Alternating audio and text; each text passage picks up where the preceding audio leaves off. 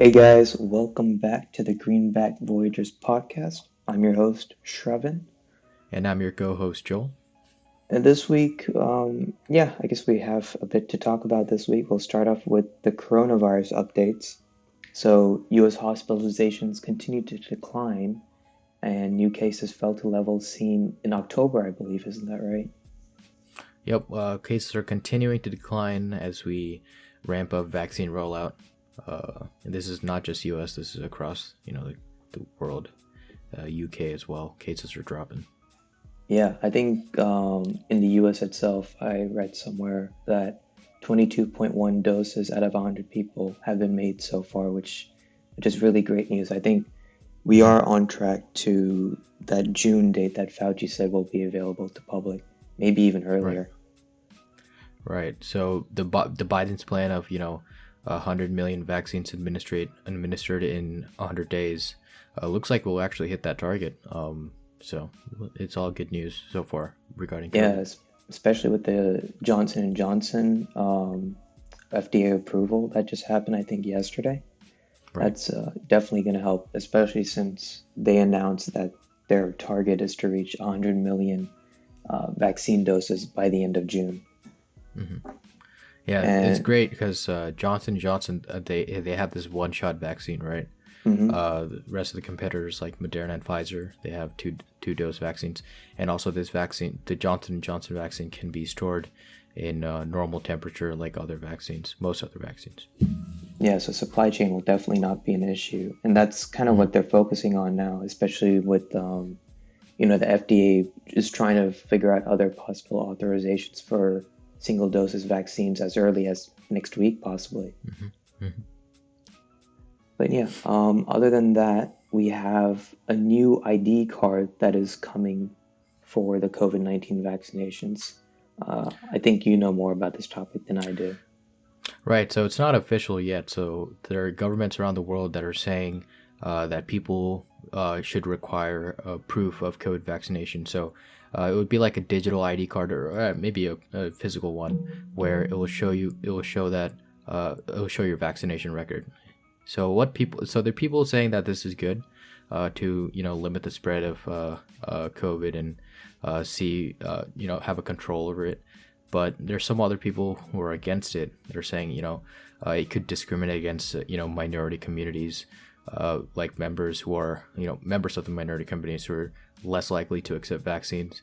So yeah, and it's also the ethics where can we give businesses access to people's health records and things like that. So yeah, there's two sides to this. What do you think? Should we have like an ID card where it will show that we got vaccinated to go to certain places? Personally, I disagree. I think the case in point is how well governments have not handled the pandemic in question, and now they have a plan within like what 2 months to figure out everyone who's gotten vaccinated, send a card out to them, and also set up so that businesses can access that database. Like, I don't think it will happen. If it does, it probably will not work out no matter how much money we put in. Hmm. But yeah, Uh, those are just my thoughts. yeah, maybe this would work at like airports. I think I think airports are already requiring people to show vaccination records. So, but in terms of like going to for granting small businesses access to this, I don't know about that. I think that's kind of an invasion of privacy. Um, and it's giving like people or businesses access to these records. I don't know if that's the right thing to do or the right way to approach this. Yeah, I mean, it was going to be tough to get a control of this virus if we don't even know where it originated from. Hmm. And for them just to put this out there, like, I think it's just more of a play just to see how the public will react. And then depending on that, they'll either put it on the new stimulus bill or they might just take it off entirely. I think that's kind of what's happening here. I know there's a term Yeah. for it. I just completely forgot what it was now. Hmm. But speaking of the stimulus, I know think the Democrats recently passed the $1.9 trillion COVID package last night. Yeah, The the Senate, House yeah, passed it. Interestingly, no single Republican representative voted for that bill. hmm So you saw a lot of Democrats. I think like one of our representatives also tweeted out saying, none of the Republican representatives voted for this bill, and AOC was retweeting that. So that it's kind of sad that you have not a single Republican voting for this bill. And I think one of their major disagreements is the $15 minimum wage, and that could probably kill the bill in the Senate. Or actually maybe actually all Democrats could pass it. I We'll see. mean, they didn't the Senate pass some regulation or something like that where like on the stimulus package they can't vote on the $15 minimum wage or something like that. So I'm not sure about that, but yeah, I totally forgot that the Senate went to Democrat control with a small majority. So if all the Democrats are on board, I mean, this would easily get passed. And Kamala Harris would be the tiebreaker. So Yeah, I this mean, I think two Democrats itself, or two, or there's like a couple Democrats that um, voted against the bill itself, which I thought was interesting. I thought it would be just a regular party split. Mhm. But yeah, it says here the Senate can't vote on the $15 minimum wage parliamentarian rules. Oh, okay, So yeah, they can only vote on just the stimulus bill itself. okay. And I guess they're going to try and have to find unorthodox ways of getting that passed because I don't think an executive order itself can push that in. Yeah, well, this is almost a $2 trillion stimulus package. That's, I mean, how much have we put in terms of stimulus this past year itself? In 2020, has it? Yeah. I think the first one was, how much was it? Like 2 trillion, or what? How much was hmm it? 1.5. Yeah. Something So close to that. yeah, I mean, we're pumping a lot of money back into consumers. And if you look at the bill itself, there's a lot of aid going to other countries. There's a lot of money going to defense and things like that. So maybe like 50 or 40% of the money is actually going to the people.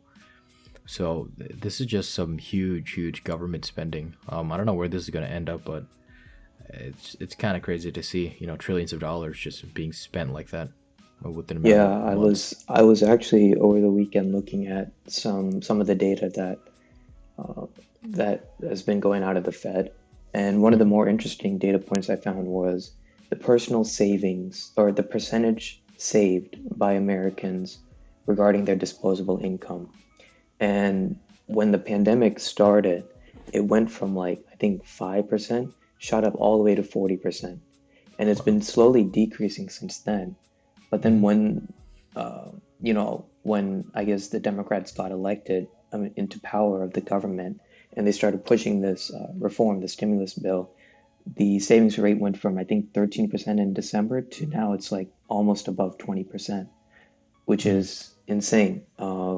The main issue with that is, and it's one of the reasons I think the stock market is going down, is that many people are concerned that we have so much money, and right now people are saving it up. But what happens when the economy actually gets back on track? If all that money is pumped in to the Mhm. economy, like, I mean, the Fed can't do anything. They can't take money out of the market. The only thing they can do is hike up interest rates, and that's why the yields have been going up Right. to these levels, Yeah. The last week, I think the 10-year Treasury note went up from, what was it? like Point seven. 1.3 to 1.5. Yeah. So yeah. So investors are looking towards this as a much safer investment than the stock market. hmm So you then, due to that, you have these, highly valued tech stocks that are taking a strong correction. Yeah, I mean, And mainly it's just growth funds because the dividend rate on those is like, I think 1.5%. mhm. And if you can get the same return on I mean, government bonds. Like, why would you even put it in the market, especially if it can drop it for like 40% as it did last year? Right. Yeah. So because the tech industry itself was one of it carried the economy out of COVID, right? Or at least the Hmm. stock market out of COVID. And they've grown to some very, very high valuations now. So they're the ones that are getting affected. And then you'll have the stalwart companies and value stock companies, value stocks that are coming back. I think you had a mall stock, Simon Property Group, and some of the cruise stocks and banking stocks. And airlines. They all had a Yeah. great week. Yeah. So money is there's kind of a sector rotation going on right now. Yeah, I think a sector rotation is definitely in play, but yeah, we got to be worried about how consumers are going to react once all this is over. Hmm. Because, I mean, we're close to what, 5 trillion being pumped into the economy, Yeah. Yeah. at least in And, circulation. So, mhm. Yeah, I think a lot of economists are expecting a huge consumer demand in the summer. I think once maybe 60 or 75% of the population is vaccinated, people are gonna it's been a year. We gotta go take a vacation somewhere. People are gonna start traveling. They're gonna be more lenient. So I think there's gonna be a lot of consumer activity in the summer. I mean, I think we're still in a bull market, and we could see some huge growth towards the end of summer, especially in airline stocks and things like that. yeah, that's definitely true. Value stocks are do be looking to play. That's right now. That's all the stocks I own. I've basically sold everything else off just to protect my Yeah, profits. yeah, Um, and oil stocks could this summer with the activity. I think if you look at the highway data or toll data, there's not a lot of travel in companies like Transurban, which gets revenue from tolls. They'll still have like 2 years to recover, but they're predicting like we're still going to have more highway travel. So this summer, if a lot of people are traveling, oil stocks, airline stocks, maybe hospitality stocks could go, but I don't know how people are confident in hotel stocks. So, but I'm very bullish on airline stocks right now. mhm. So we'll see how it goes. Yeah, I mean they're definitely due for a sharp rebound. I think the only issue with them is they are getting pretty close to where they were pre-pandemic levels, Hmm. and their profits haven't really been catching up, which is something else that investors are going to start worrying about, is which companies are going to grow past where they were previous to their pandemic and which companies are going to actually be failures. Hmm. Yeah, I mean, a good exposure to airlines. I think we both own the stock, Jets. They Hmm. have exposure to all the airlines in the U.S., all domestic airlines. So that's a really good investment to make this time right now for 2021. Yeah. But I mean, there is some good news. So I know the Commerce Department, they believe that, the income soared as much as 9.5% thanks to, the stimulus efforts going on, as well as the high savings. Job Hmm. markets are falling to lows not seen since November. Hmm. Yeah, and blue collar jobs are booming. There is an issue though with the supply chain, manufacturing jobs in general, just because of the safe guidelines that they are mandated to be introduced within the workplace. So their domestic production has like fallen, I think, almost 10%.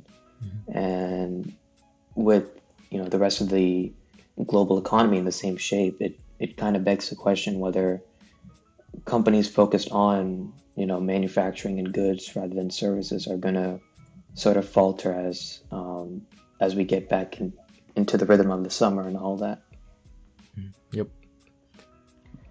So going back to the stimulus bill with the $15 minimum wage, looks like Costco is going to up their pay for workers to at least $16 an hour. So that's $1 more than the Jeez, expected federal minimum wage. So they're that's trying to big one moves by up. Costco.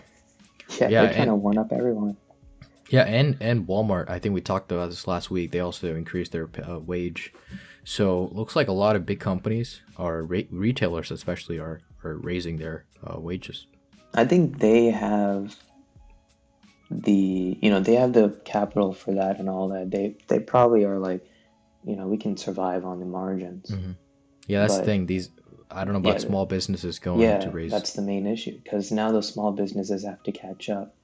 Hmm. And it's tough because when you institute a minimum wage, it's not like the costs change. Like businesses have to keep costs under control, especially small businesses.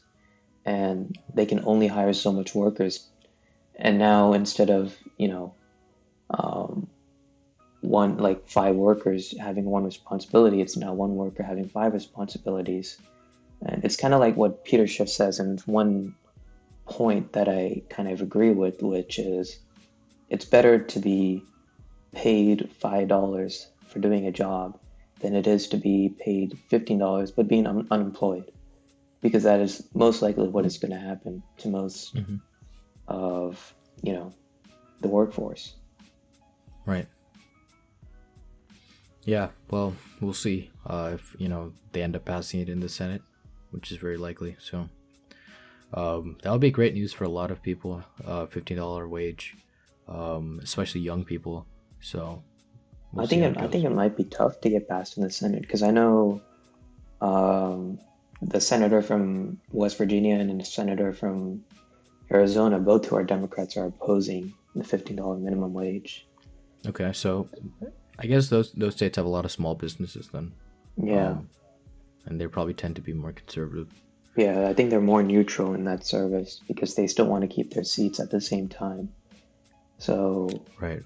yeah, it might be tough to get that 15 minimum wage passed. Maybe if they can institute like a minimum wage that rises with inflation, Hmm. that could be possible, but I don't know. Yeah. I mean, what would be the long term effect? So maybe the short term, small businesses will take a big hit, but 5-10 years down the road, we could all the economy would adjust to this, right? Yeah, the economy would adjust. I think prices would definitely rise along with Right. income within jobs. Definitely Hmm. everything would rise a substantial amount. I mean, this is what basically 100% increase in the minimum wage. Right. So, Yeah. So small business is going to have 100% increase in employment yeah, wages and things like that. So yeah. um, And it's like those people who are also getting like paid $15 an hour. Like let's take interns for example. Like most of them are getting paid 15, $25 an hour in that range, on the average. So they're going to probably want, a raise. And, you look up and those people who are being paid $25, they're going to probably want a raise. So it'll just keep stagnating up and that'll cause kind of everything to rise. mhm. And especially with this stimulus package. Oh man, they're all just combining into one big giant, whatever it will be. Yeah. I mean, it's great that they're giving help to the public, but I think they should ease a bit on Yeah. spending too much because if you look at this, I mean, sure we're gonna have some short term gains for the public, but um, we could have some long term inflation back in the 70s, things like that. So yeah, this could end pretty bad if it's not rightly managed. And I mean, Hmm. Powell has said, we're going to continue to keep interest rates low. We're going to continue to monitor the economy, but we'll see how it goes with the stimulus bill. Yeah. If, if it gets passed, I think they're going to be voting on it around March 10. So if it does get passed, people will get their checks around mid March. So yeah, that's that about the stimulus bill. So Yeah, I your t- guess let's talk about that for now. Let's probably move on to Boeing. yeah, Boeing. Wow, that was yeah, that was crazy. Man, The they're whole having lots engine. of troubles. Yeah, Boeing's always running into troubles like this. But you want to start us off with what went on? Yeah, so is it the Colorado flight? Is that what it was? I Or think it was. I know it's a United flight, but I don't know yeah, so where. some United flight took off at an airport. Within 5 minutes, the engine covers literally blew apart. There was a massive engine failure, which was broadcasted on Twitter. Mm-hmm. Shows you how much social media has come about. And yeah, it turns out there were two fan blades that were significantly damaged. One was to the point of someone should have seen it, and the other one was, wore down quite a lot. Mm-hmm. Yeah, but I guess it's not really Boeing's fault. This is more of Pratt and Whitney's scrutiny, and they have to kind of decide where to go in the future. And I think they mandated landings for all Boeing 777s with that type of engine. Okay. But yeah, I Yeah. mean, seeing the outer cover detach and fall into a guy's yard, like 2 meters away from his front door, that's ridiculous. Yeah, that's crazy. Did you see the video like of the engine on fire? Yeah, I've Yeah. never seen anything like that. And imagine you're like on a window seat and you hear a big explosion. You look outside. I mean, these planes are designed to land with just one engine, but still, it's very scary. Yeah, I mean, I know the thing is, like the safest part of a plane is always at the wing. I mean, at the back, like as Mm-hmm. far as to the tail as you can, because the Right. fuselage is right below the wing, and cockpits can snap in half pretty easily because that's kind of what it's designed to do. Right. But yeah, I mean, geez, I'm still going to take window seats, but man, I don't know if I'd ever want to see that. Yeah. It was. And then Yeah. there's an update on Facebook versus Australia. I know we were talking about them last week. Yeah. Um, So looks like they come to a agreement um, regarding the news pages on Facebook in that country. yeah, so maybe Google should have held out the same way because it looks like Facebook got a better deal than before. Hmm. In case you didn't guys know, there are two main points to take away from here. One is the Australian government will take into account any commercial agreements that digital platforms have made with local news media businesses, and then they can make their final ruling, as well as Australia will give Facebook 1 month's notice before reaching a final decision, and there will also be a 2 month mediation period that grants both sides to kind of negotiate terms for a final offer arbitration. Which, yeah, I mean, Facebook definitely got a better deal than what Google had beforehand. And this is more on lines with Australia kind of gets what they want, as well as Facebook kind of gets what they want. Hmm. And yeah, moving on to that, we have kind of an odd news. Usually, you don't expect presidents signing executive orders to have, based on research, but President Biden's one of the few. He signed a fresh executive order mandating a 100-day review of critical product supply chains in the US. Right now, he's focusing on semiconductors and other parts needed for the electric vehicle market as that starts to ramp away.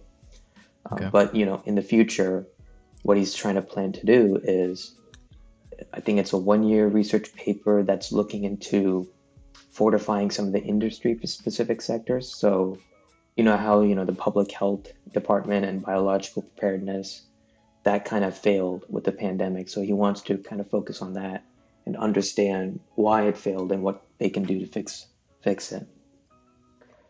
Yeah. Well, I mean, speaking of Biden's executive orders, Workhorse was the company that was going to get the USPS contract, right? Hmm. Um, but it looks like OSK. I don't know how to pronounce the company. I think it's Oshkosh Defense company that got the contract. So I think they almost got $500 million in investment to make thousands of new USPS trucks, and they're not even EV. I mean, they're powered, they're gas engine, they're combustion engines. So basically, what they're saying is they're going to create gas engines, but it would also be designed to retrofit EV engines into it. Yeah. I thought it was very surprising because USPS trucks are almost a third of the federal vehicle fleet. So if you can't even put EV cars or change them into EV cars, I mean, what's the whole point of your executive order of making all your federal fleet EVs? So I there are don't some know, people Finn. critical of Biden for this, but we'll see. Um, yeah, then Workhorse took a big big tank. I don't know how much it fell. Was it like 40% in a day or something like that? It fell 40% within 5 minutes, more like. Yeah, That's how fast the market moves. That's how fast you can be out of position. yeah. And it A was lot of this, people got burned. yeah, I think it went Yeah, from like 40, um, I think yeah, 43. Now it's down to like 16 or something. yeah. I know it went all the way down to $15. Yeah, and Like a few it's the months same ago. Yeah, thing. Yeah, it's the same thing with Lucid Motors as well. Uh, yeah, they were yeah. at $60, and then they announced the merger, which Hmm. was, I guess, a bit higher valuation than, or a bit lower valuation than they expected, and that stock price took almost a 50% dive. Yeah, I also think it's part of the buy the rumor, sell the news type thing. Yeah, I'm pretty sure a lot of big whales who got into CCIV before ended up selling after the merger was announced. So people are still bullish on the stock. I mean, I see a lot of accumulation happening. So, yeah. but as far as Lucid being like a major competitor to Tesla, as people say, I don't see that happening at all. No, Um, it looks, I'll be honest, it looks like, I guess a good analogy would be like Tesla is like Toyota and Lucid is more like Lincoln. You know it, but it's there. That's about it. Yeah, Lucid would be like a competitor to like the Porsche Taycan. Hmm. So yeah, but the valuation's crazy. I mean, SPAC on itself. I mean, there's little to no transparency behind these companies and mergers. So yeah, I guess that's yeah. That was a huge sell off. Yeah. But I mean, all these EV stuff, now they're relying on semiconductors. So TSM, you got microchip, you got NVIDIA's trying to supply some parts as well. And, with this executive order mandate, I think the foreign ministry, Zhao Lijian, he said like it won't solve anything at all. And what instead would happen is China and US will probably end up fighting over another trade war, this time with semiconductors, and it will, wreak havoc on the global supply chain, which is a bit of an extreme, but considering Taiwan is right next to China, could happen at some point. I mean, they're already attacking Hong Kong, aren't they? Yeah, well, speaking of China and Hong Kong, China is ramping up on absolutely destroying any democracy in Hong Kong right now. I think like in their government, they're actually like taking out people who are politicians who are for pro democracy and putting in puppets. So China's they're going all in right now, all in authoritarian. It's just crazy what they're doing, Yeah, it's and also insane yeah yeah and all. when you think about it, because Mhm. there's only what fall of 2019 when this was all happening, and COVID came out, and everyone Mhm. just stopped thinking about it because we were all fearful for our lives rather than lives in foreign nations. Yeah, and also like 6 months ago, I think, wasn't it like, was the U.S. gonna back Hong Kong or Hmm. something, back pro democracy, and then basically, Trump and everyone said no. uh, so yeah, I mean, Hong Kong is. I mean, this could be like, uh, the footsteps to Taiwan too, right? Yeah, Maybe like a year or two from now, Taiwan could be facing the same problem. But Taiwan has a military, and they're a pretty strong country. But and US and Japan will always be there. yeah, yeah. Basically, China needs Taiwan's geographical location, so that's why they're pressuring that place. But as far as U.S. backing Taiwan, I don't think they would do that, risking a war. Um, but a lot of UN nations also. I mean, I think especially the UN, uh, they don't acknowledge Taiwan as an autonomous state as well. So for the U.S. to back Taiwan, that would be extremely risky. So well, yeah, well, I mean, there's a lot of aggression happening with Hmm. China and a few other countries, and we'll see how it goes. Yeah, I've Right. always kind of wondered. It's kind of interesting that everyone for months upon months was talking about the Hong Kong pro-democracy movement and how China was repelling them. And you would see, I think about 90% of people, they were all outside just protesting on the streets because it was that important. I don't think anyone has come together like they did and protested for a cause as a Yeah. unity. And Right. okay, it might sound like a conspiracy theory, but it is kind of odd how a big global pandemic that stems from China just somehow happens immediately as they are gaining traction for their movement. Hmm. You think Well, maybe, I'm not saying they uh, would have started it, but you know how at the start of the pandemic, they were kind of denying the allegations or they were kind of controlling it in their own minds? Do you think yeah, I maybe mean, they meant to get it out a bit just to, cause a bit of panic on that and take away from the situation in Hong Kong? so are you saying like they would have spread COVID intentionally in Hong Kong or like in the I world? don't mean intentionally, just the fact that they left the public uninformed for the reason of spreading it. Okay, I see what you're saying. Like, Well, I'm not saying they started COVID. I'm not saying they were, manufacturing some drug in the laboratory. Like that's far-fetched, but they kind of they saw the opportunity and kind of took advantage of it.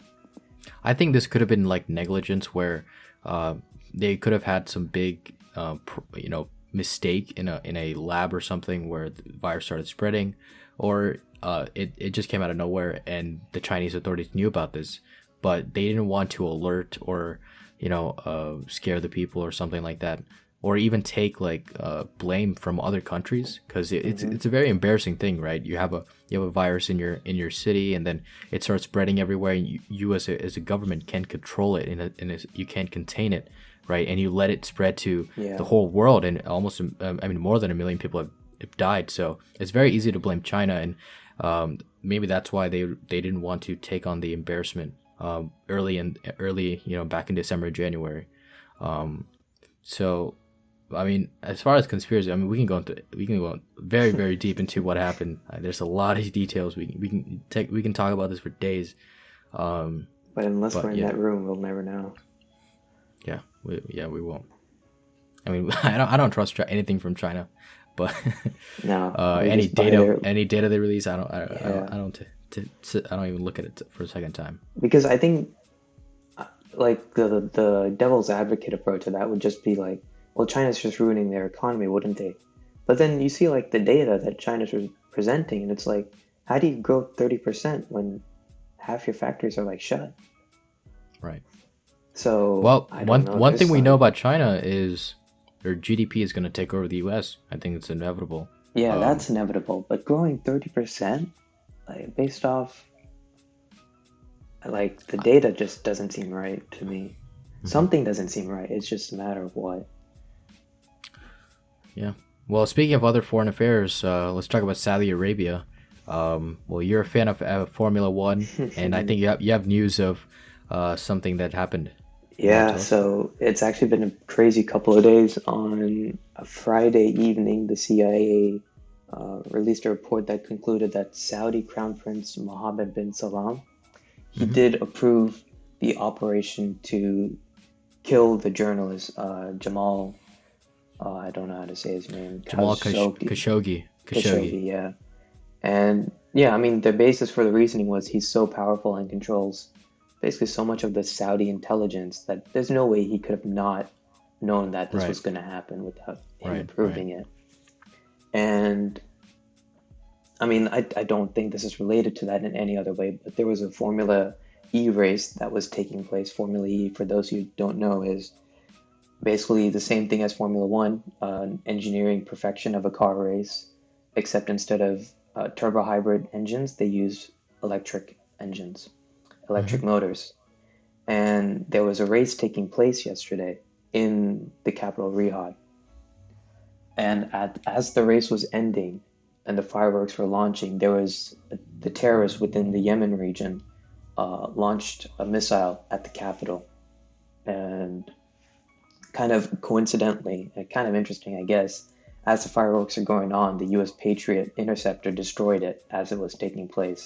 So, yeah, So I guess more is, fireworks.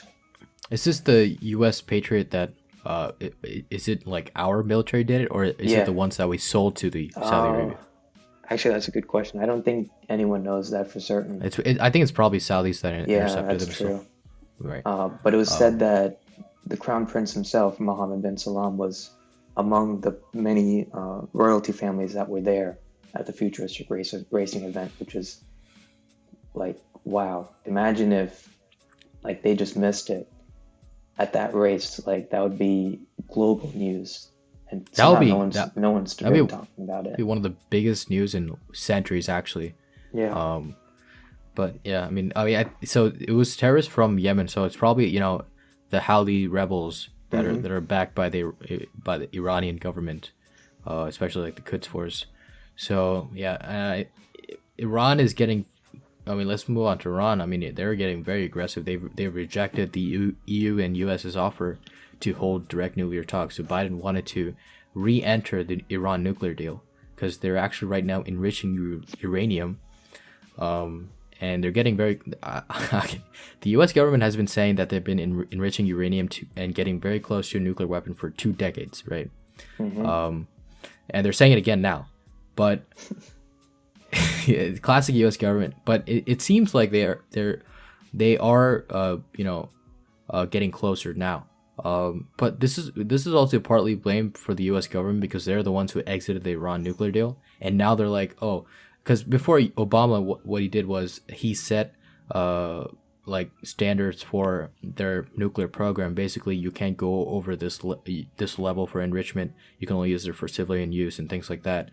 And Trump got out of it, and now Iran's free to do whatever they want. And now they're doing whatever they want. They're getting a lot of criticism. So yeah, it's just we failed on public policy here. Um, but the fear is Israel, Benjamin Netanyahu, who's the prime minister, he's saying that if Iran gets hands on nuclear weapons, we're the ones who are going to get attacked. Because Iran's openly against Israel, and Hmm. Israel is fearing that. Saudi Arabia is also fearing that because Saudi Arabia and Iran, the Shiite, it's kind of like a Cold War going there. They have proxies Yeah. all over Middle East fighting, so they also have a war or like a shadow war going on, and Israel's also afraid of Iran attacking them. So they all want to suppress Iran, and that's kind of what's going on right now. And tensions are rising. So And with ISIS dying off, whoever knows who can take that over that region of land. It's right, just so all I coming mean, together. right, so you have all these proxies in the Syrian region, right? So you have like Hezbollah in the Syrian region, you have the Al Sayed in the Syrian region. So Hmm. these are all controlled by Iran's government. Actually, they're funding them with weapons and all these things. So Iran is kind of trying to have their own spheres of influence, and Saudi is also trying to have their own spheres, and also Israel. So I don't know if you saw this, but Biden actually had airstrikes in Syria like a few days ago. It Yeah, was one of his first. it was like small bit of news that no one really thought about, but I think I read it in the Washington or Wall Street Journal. Right. I mean, this isn't anything new. I mean, Obama's been doing it, Trump's been doing it, Biden's not doing it.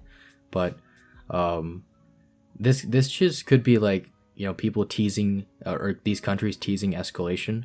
But I don't know about Iran. I don't know what Biden's going to do in the next 4 years regarding Iran. It's kind of all we can't really predict what's going to go here. Hmm. Iran's going in their own direction, and the U.S. and EU is going in their own direction. So it's kind of very chaotic in terms of public policy there right now.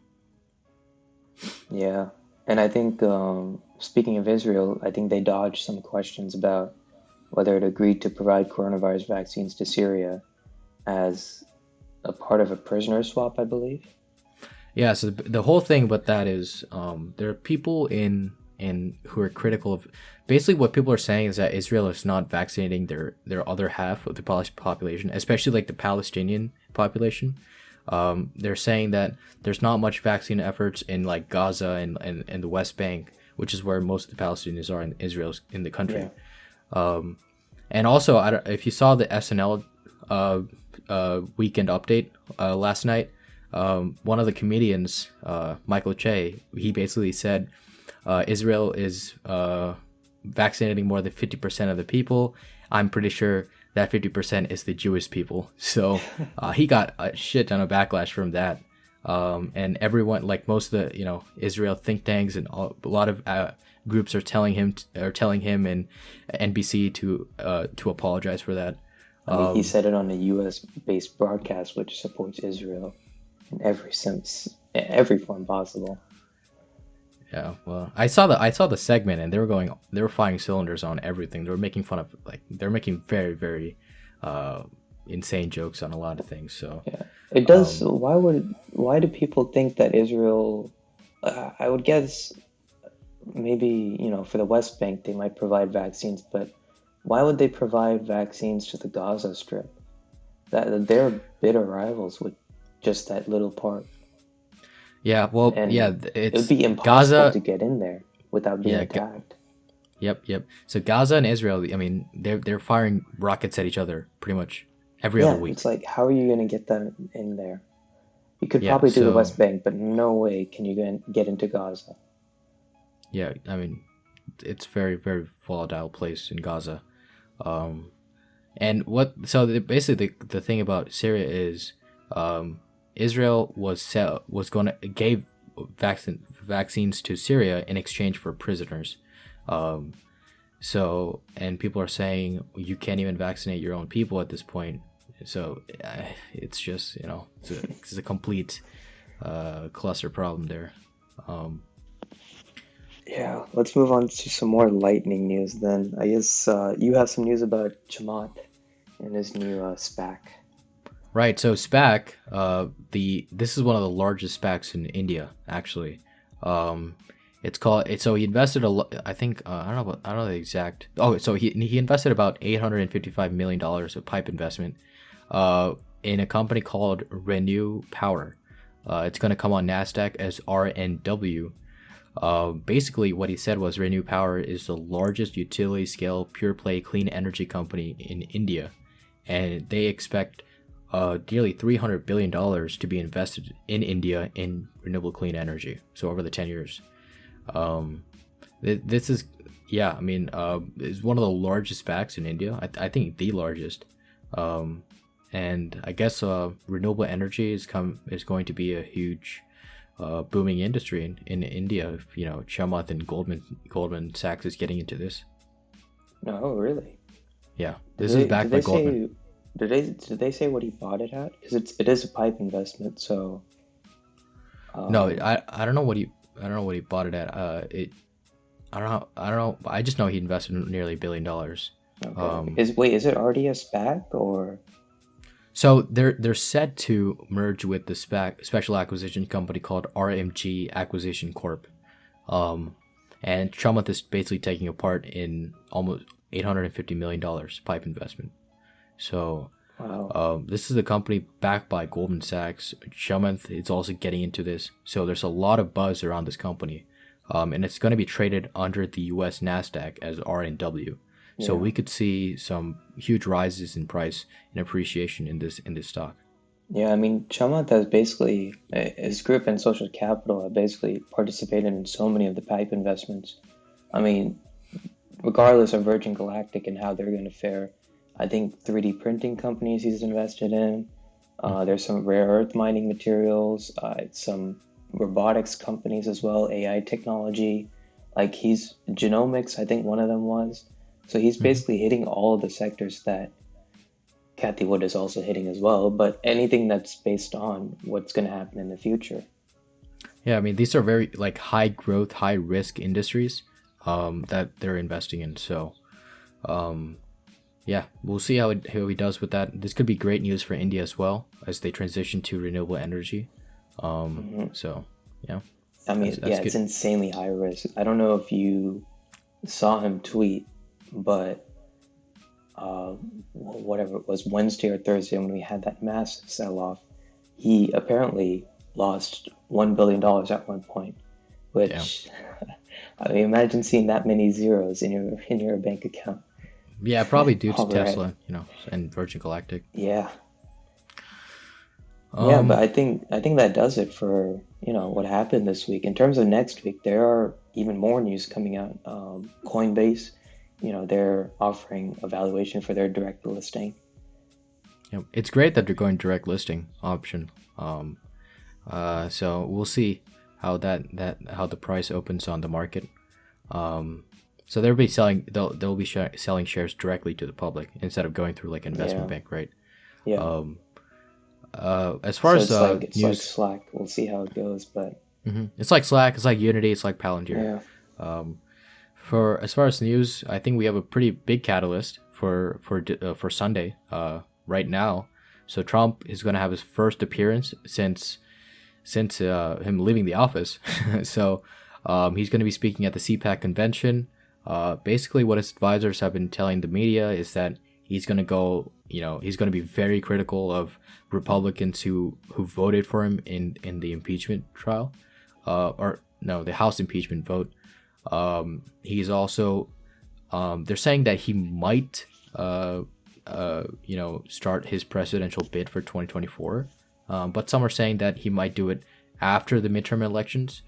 And speaking of the midterm elections that are coming up in 2 years, they're saying that Trump's going to have a huge sway in candidates going into the House and Senate. And if they indeed flip it, red, the House or the Senate or even both, that could be a huge win in terms of popularity for Trump. So I think Trump is going to focus on the midterm elections. And also, I think Trump is also going to focus on trying to get his kids more actively into politics. So you're going to see maybe Donald Trump Jr., Ivanka Trump getting more and more active into politics as the years come by. So, yeah, we'll see what he says about Joe Biden as well. And anything, if he says he's going to run for the president, which is kind of unlikely, we'll see how the future's open. And also, yeah, I mean, if he's gonna run, he's obviously gonna be the nominee. With recent polls are pulling him about 50%. So that means if he were to run again, 50% of the Republican Party supports him, and also Mitch McConnell openly has said he will support Trump if he runs again. So Trump's got it in the bag if he runs again. So he's got the nomination in the bag if he runs again. So.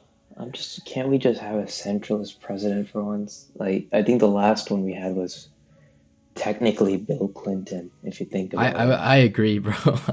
But no, that man just couldn't keep it in his pants, could he? Yeah, Bill Clinton. Yeah, he was a good president. And Bush and with his wars, and then Obama with continuing the wars and trying to put his own spin on the healthcare industry. But and then Trump being Trump. Yeah.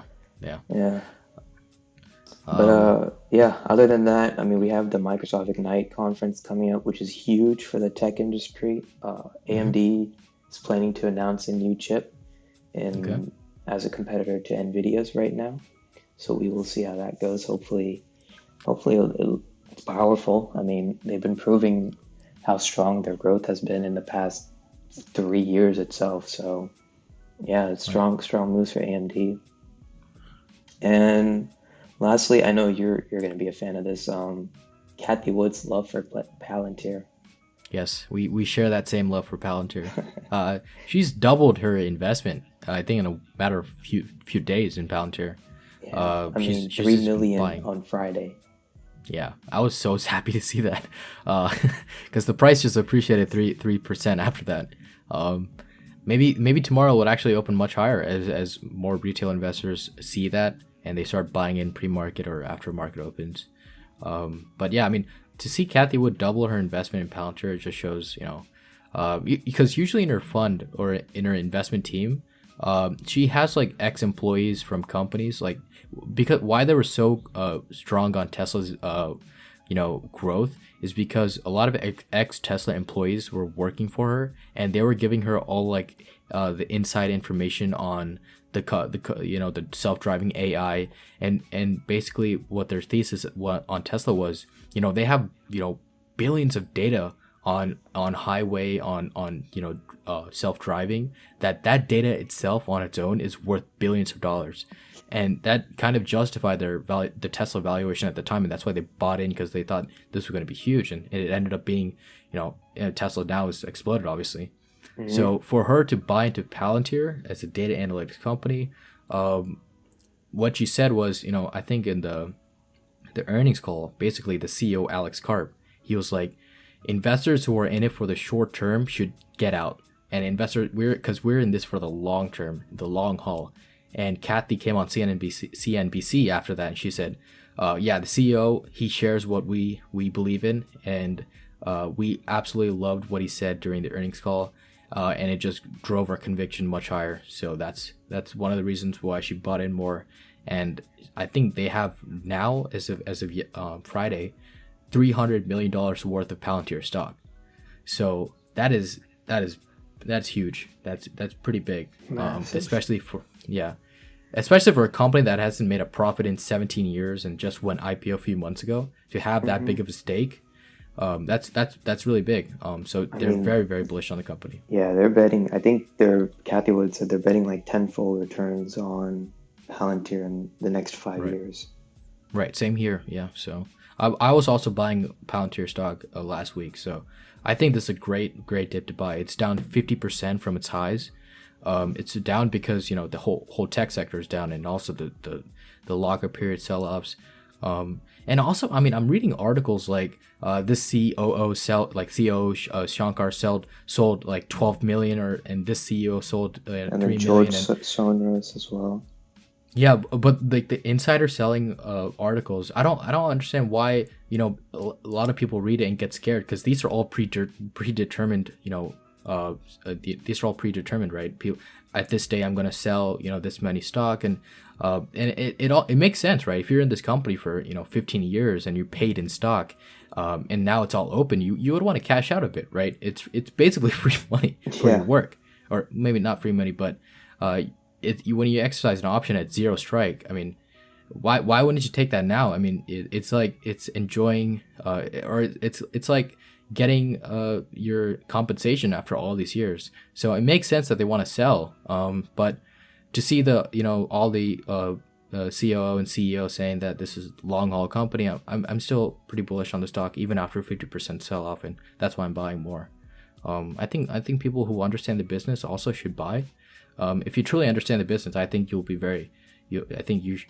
conviction will be pretty high in what they're doing. Yeah, I mean, I spent the past month just reading upon it in the times that I've had time to read it, and it is very interesting, and I think they do really have a good plan going forward, which is why I bought into them when they were at, I think, 23-ish, bought like 20 shares into it, and I mean, I got cash, so I can buy some more if I really feel like it's going to go that much.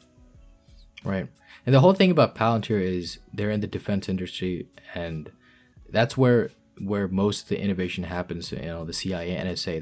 That's where they have they have software and analytics technology that's far better than what's on the market, on the public market, because they don't have a budget, right? If they're going against China and they want a better technology, they just put in billions and millions of dollars into it. So and when they work with Palantir, as they work in the defense industry, they're innovating at such a faster rate than what the public market's doing. And also, if you look at the data housing for Palantir compared to Snowflake, IBM, Google, they are already levels ahead of storing top secret and secret data for the government in the DoD. So they're already like far better in the competition in terms of government government contracts and government software, and it makes sense why CIA and NSA won't develop their own in-house software if Palantir offers it at a better price and a better software, right? So that's why for 17 years you have all these government agencies using Palantir, and they're continuing to use Palantir because their software is just much better than what's there to offer. and this is going to continue. And right now, Palantir is getting into the whole commercial sector. They're getting into oil with, what was it, BP. They're getting into industrial and supply chain with 3M, and they're getting into a lot of other companies out there. So this is all great news. I think the lockup period sell-off overshadowed everything, and once that ends, there's going to be a huge appreciation in price. So this is a great time to buy, in my opinion, for Palantir.